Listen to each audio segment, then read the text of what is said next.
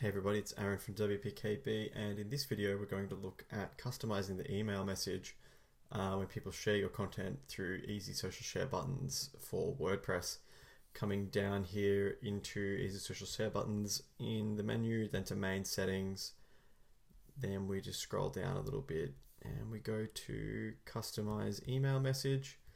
As you can see, it's got just a message here at the top. You can use the title, site URL, permalink, and image variables to make it a little bit more interesting, a little bit more dynamic when sharing. The first option we have is disable editing of the message. It's up to you if you want to turn that on, but from a user perspective, it's probably not the best idea to turn that on because they might get a little bit confused and angry as to why you're stopping them from customizing the email message that they're sending. But of course it is there should you choose to use that. Next we have send to mail button function. The default is using a pop-up form. You can send using a mail to link and the user mail client. It's up to you what you choose. Obviously it's a pop-up versus the user actually having it open in, be it Outlook, Mac Mail, or if they've got Chrome set up through Gmail. We're just going to leave it set up using the pop-up form. The message subject here is visit this site with the site URL variable input there as the default. Then the message body is hi, this may be interesting. The title, this is the link. Pretty easy. You can also choose to send a copy of all messages to a certain address if you'd like.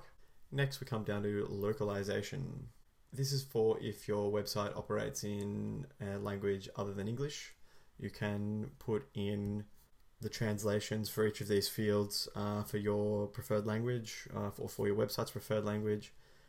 Which is obviously very handy if you have a lot of international people visiting your website. No, that's wrong. The next part we come down to is localization, and in this setting you can put in translations essentially. So if you're running a Russian or a Spanish website, for instance, you could put in the translation of share this with a friend, your email, recipient email, and so on, so that when the form does appear, it appears in the user's native language. And as we come down, we can activate anti-spam captcha verification. Pretty straightforward, so it's just entering a question you want users to be asked to validate that they are human. It could be anything, it could be what is 1 + 1, and the answer would be 2.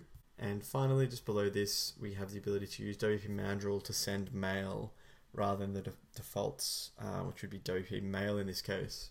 Mandrill is an email sending platform developed by MailChimp, so you'd also need to consider setting that up at the same time. But other than that, that's all we're going to do for this particular tutorial. So we'll update settings now. And then from there, if we go back into the actual post that we've got open already, we'll scroll down, you can see the email, share the email item there. And then we have it, you can put in the email, recipient email, the subject and message are already automatically populated there, and then we've got the captcha code just below there and the send button just below that. So that's all looking pretty good. If you have any questions about what we've done in this video, please feel free to ask in the comments below. Otherwise, if you enjoyed the video, hit subscribe for more.